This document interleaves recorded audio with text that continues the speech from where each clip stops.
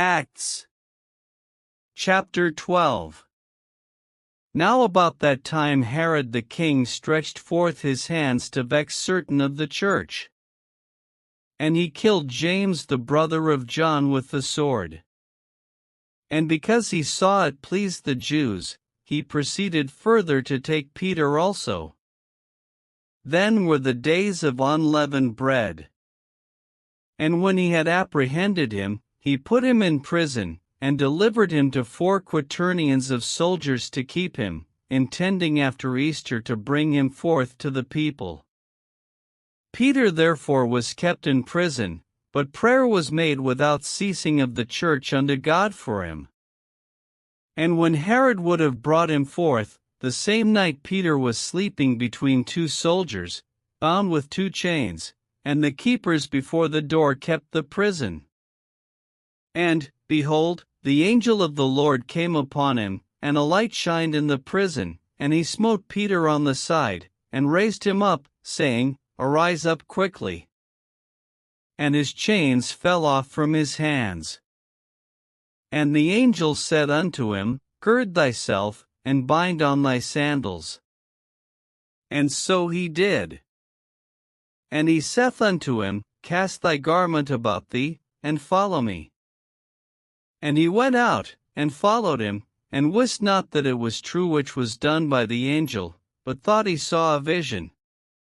When they were past the first and the second ward, they came unto the iron gate that leadeth unto the city, which opened to them of his own accord, and they went out, and passed on through one street, and forthwith the angel departed from him.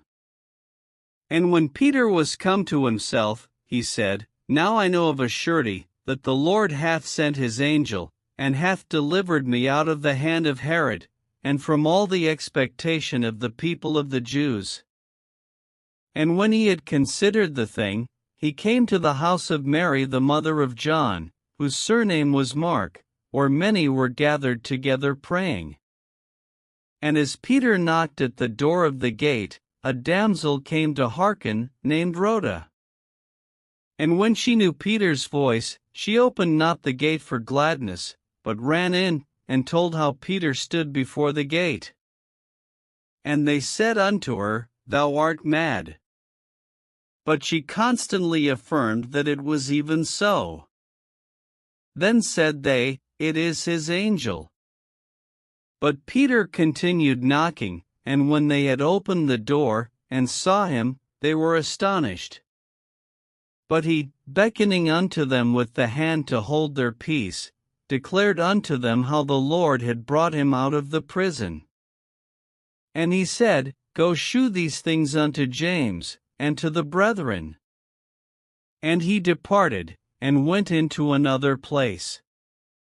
Now as soon as it was day, there was no small stir among the soldiers, what was become of Peter.